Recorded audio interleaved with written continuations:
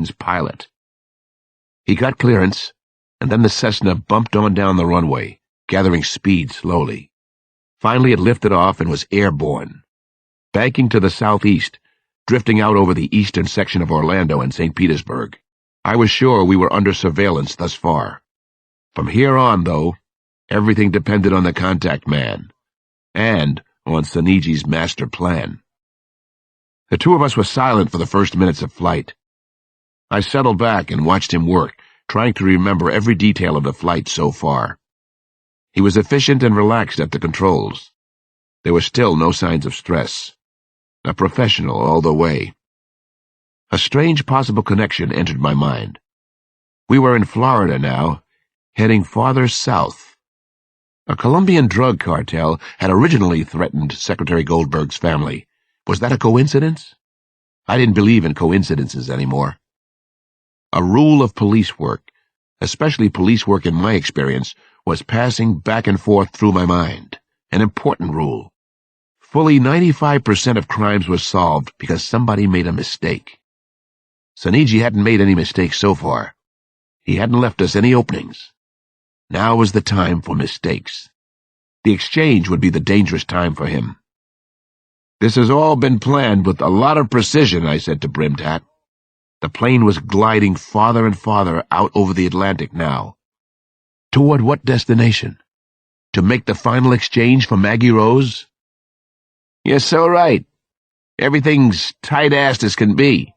You wouldn't believe how buttoned up things are." "Is the little girl really all right?" I asked him again. "I told you. I saw her this morning. She hasn't been harmed," he said. "Not a hair on her chinny chin. "That's real hard for me to believe," I said. I remembered the way we'd found Michael Goldberg. The pilot shrugged his broad shoulders. "Believe what the hell you want." He didn't really care what I thought. "Michael Goldberg was sexually abused. Why should we believe the girl's unharmed?" I said. He looked at me. I had a gut feeling he hadn't known about the Goldberg boy's condition. It seemed to me that he wasn't a partner of Saniji's, that Gary Saniji wouldn't have any real partners. The pilot had to be hired help, which meant we had a chance of getting Maggie Rose. "Michael Goldberg was beaten after he was dead," I told him. "He was sodomized, just so you know what you're involved in, who your partner is." For some reason, that caused the contact man to grin. "Okay. No more helpful hints or annoying questions. Much as I appreciate your concern, enjoy the ride. The girl hasn't been beaten or sexually abused. You have my word as a gentleman." "Is that what you are?" "Anyway, you can't know that," I said. "You haven't seen her since this morning. You don't know what Saniji's been up to, off by himself, whatever his real name is." "Yeah, well, we all have to trust our partners. You just sit back now and button up. Trust me. Due to a shortage of crew, there will be no complimentary beverage or snack on this flight." Why was he so goddamn calm? He was too sure of himself. Could there have been other kidnappings before this one? Maybe there had been a trial run somewhere. At least it was something to check, if I was going to be able to check anything after this was over. I leaned back for a moment and let my eyes wander down below. We were way out over the ocean. I looked at my watch. A little more than 30 minutes from Orlando so far. The sea looked choppy, even with the bright, sunny weather. An occasional cloud cast its shadow down on the stony-looking water surface. The wavering outline of the plane appeared and disappeared. The Bureau had to be tracking us on radar, but the pilot would know that too. He didn't seem concerned. It was a terrifying game of cat and mouse. How would the contact man react? Where were Saniji and Maggie Rose? Where were we going to make the exchange? "Where'd you learn to fly?" I asked. "In Vietnam?" I'd been wondering about that. He seemed the right age, mid to late 40s, though badly gone to seed. I'd treated some Viet vets who would be cynical enough to get involved in a kidnapping. He wasn't bothered by the question, but he didn't answer me either. It was peculiar. He still didn't seem nervous or concerned. One of the kidnapped children was already dead. Why was he so smug and relaxed? What did he know that I didn't? Who was Gary Sinigi? Who was he? What was their connection? About half an hour later, the Cessna started to descend toward a small island that was ringed by white sand beaches. I had no idea where we were. Somewhere in the Bahamas, maybe? Was the FBI still with us, tracking us from the sky? Or had he lost them somehow? What's the name of the island down there? Where are we? Nothing I can do about it at this point. This is Little Abaco, he finally answered. Is anyone tracking us? The fibbers, electronic tracking? Bug on you somewhere? No, I said. No bugs, nothing up my sleeve. Something they put on the money, maybe? He seemed to know all the possibilities. Fluorescent dust? Not that I know of, I said. That much was true. I couldn't be certain, though. The FBI might not have told me everything. I sure hope not. Hard to really trust you people after what went on at Disney World. Place was crawling with cops and FBI after we told you not to. Can't trust anybody nowadays. He was trying to be humorous. He didn't care whether I reacted or not. He seemed like a man who had been desperately down and out, but had been given a last chance at some money. The dirtiest money in the world. There was a narrow landing strip on the beach. The hard-packed sand ran on for several hundred yards. The plane was set down easily and expertly. The pilot made a quick U-turn, then taxied straight for a stand of palm trees. It seemed like part of a plan. Every detail in its place. Perfect so far. There was no quaint island shack here. No small reception area that I could make out. The hills beyond the beach were lush and thick with tropical vegetation. There was no sign of anybody, anywhere. No Maggie Rose Dunn. No Sinigi. Is the girl here? I asked him. Good question, he answered. Let's wait and see.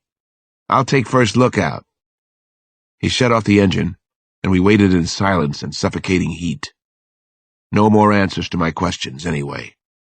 I wanted to rip out the armrest and beat him with it. I'd been gritting my teeth so hard that I had a headache. He kept his eyes pinned on the cloudless sky over the landing strip. He watched through the windshield for several minutes. I was having trouble breathing in the heat. Is the little girl here? Is Maggie Rose alive? Damn you! Bugs landed continually on the tinted glass. A pelican swooped by a couple of times. It was a lonely-looking place. Nothing else was happening. It got hotter, unbearably so. Hot the way a car gets when it's left in the sun. The pilot didn't seem to feel it. He was evidently used to this kind of weather.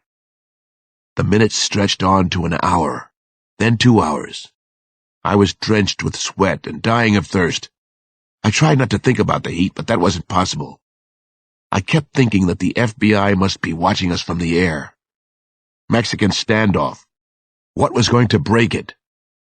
Is Maggie Rose Dunn here? I asked him a few more times. The longer this went on, the more I was afraid for her. No answer. No indication that he had even heard me. He never checked his watch. He didn't move around, didn't fidget. Was he in some kind of trance? What was with this guy? I stared for long stretches at the armrest he'd cuffed me to. I thought it was as close to a mistake as they'd made yet. It was old and rattled when I tested it. I might be able to rip it out of its socket. If it came to that, I knew I was in trouble. But I had to try. It was the only solution. Then, as abruptly and as unexpectedly as we had landed, the Cessna rolled back out toward the beach runway. We took off again. We were flying low under 1,000 feet. Cool air came into the plane. The roar of the propeller was growing hypnotic for me. It was getting dark. I watched the sun do its nightly disappearing act, slipping completely off the horizon that lay before us. The view was beautiful and eerie under the circumstances. I knew what he'd been waiting for now. Nightfall. He wanted to work by night. Sinigi liked the night. About half an hour after dark, the plane began to descend again. There were twinkling specks and spots of light below us, what looked like a small town from the air. This was it. This was showdown time. The exchange for Maggie Rose was about to happen. "Don't ask, because I'm not telling you," he said without turning from the controls. "Now why doesn't that surprise me?" I said. Trying to make it look like I was shifting positions in the seat, I gave the armrest a yank and felt something give. I was afraid to do more damage. The landing strip and airfield was small, but at least there was one. I could see 2 other small planes near an unpainted shack. The pilot never attempted radio contact with anyone on the ground. My heart was racing. An old-fashioned flying A sign balanced precariously on the building's roof. No sign of anyone as we bumped to a stop. No Gary Sinigi. No Maggie Rose. Not yet, anyway. Someone left a light out, I thought to myself. Now where the hell are they? "Is this where we're making the exchange for Maggie Rose?" I went at the armrest again. Another yank, with most of my strength behind it. The contact man got up from his seat. He squeezed past me. He started to climb out of the plane. He was holding the suitcase with the 10 million. "Goodbye, Detective Cross," he turned and said. "Sorry, but I have to run. Don't bother searching the area later. The girl isn't here. Not even close to here. We're back in the States, by the way. You're in South Carolina now." "Where is the girl?" I yelled after him, straining at the handcuffs attached to the armrest. Where was the FBI? How far behind us were they? I had to do something. I had to act now. I stood up to get some leverage, then pulled with all my weight and strength at the small plane's armrest. I yanked the armrest again and again. The plastic and metal piece ripped halfway out of the seat. I kept at it. The other half of the armrest broke off with a ripping noise, like a deep and painful tooth extraction. 2 running strides, and I was at the plane's open doorway. The contact man was already down on the ground, getting away with the suitcase. I dived at him. I needed to slow him until the bureau got there. I also wanted to flatten the bastard, show him who was doing the controlling now. I hit the contact man like a hawk striking a field rat. We both struck the tarmac hard, woofing out air. The armrest still dangled from my handcuffs. Metal raked across his face and drew blood. I belted him once with my free arm. "Where is Maggie Rose? Where is she?" I shouted at the top of my lungs.